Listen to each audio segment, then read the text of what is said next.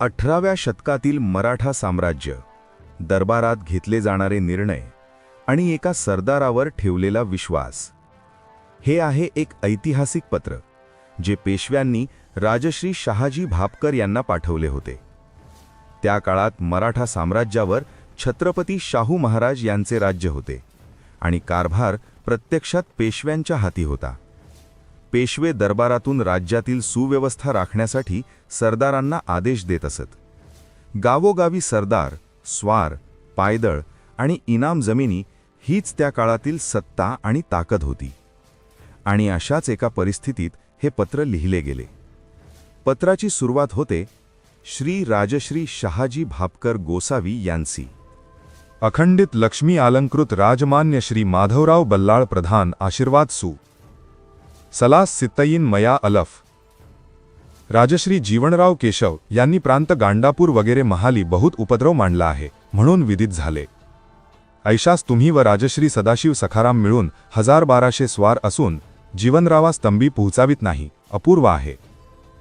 तुम्ही मातब्बर सरदार हर तऱ्हेने कजाखी करून लुच्चे लबाड सरकारच्या तालुक्यास उपद्रव करीतात, ही गोष्ट तुम्हास उचित नसे।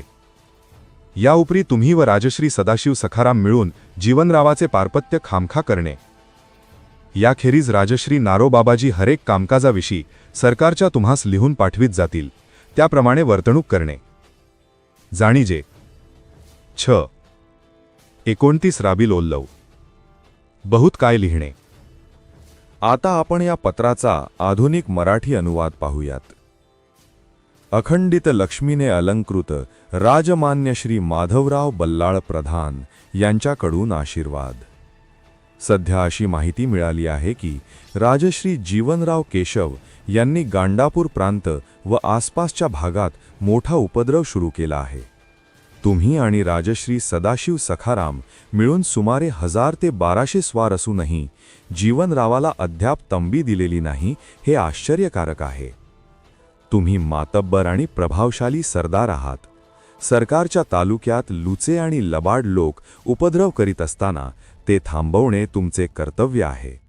म्हणून पुढे तुम्ही आणि सदाशिव सखाराम मिळून जीवनरावाचा बंदोबस्त करावा आणि त्याला आवर घालावा।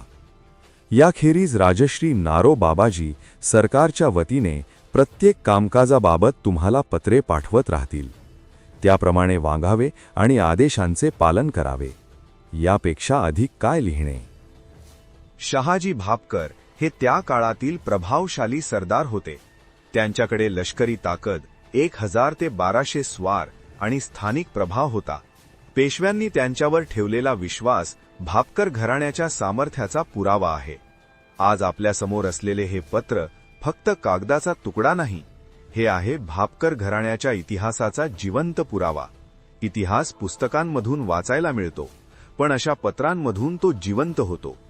हे पत्र सांगते भापकर घराणे केवळ नाव नव्हते, तर राज्याच्या सुरक्षेची जबाबदारी पेलणारे घराणे होते। जय महाराष्ट्र।